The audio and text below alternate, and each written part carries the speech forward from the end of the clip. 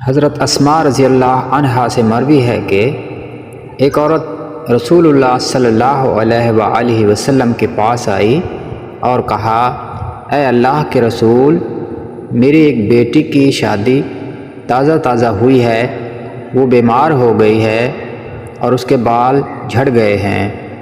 اگر میں ان میں مصنوعی بالوں سے اضافہ کر لوں تو کیا میں گنہگار ہوں گی؟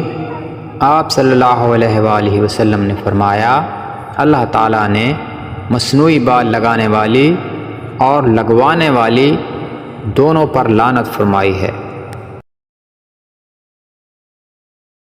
ابن عمر رضی اللہ عنہ سے روایت ہے کہ نبی اکرم صلی اللہ علیہ وآلہ وسلم نے فرمایا، مونچھوں کو ختم کرو اور داڑھی پوری رکھو۔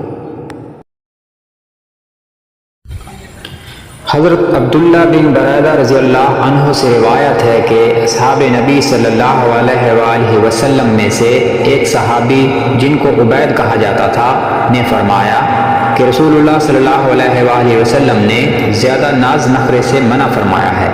حضرت ابن بريدہ سے پوچھا گیا، ناز نخرے سے کیا مراد ہے؟ انہوں نے فرمایا، اسی میں سے ہر روز کنگھی کرنا ہے۔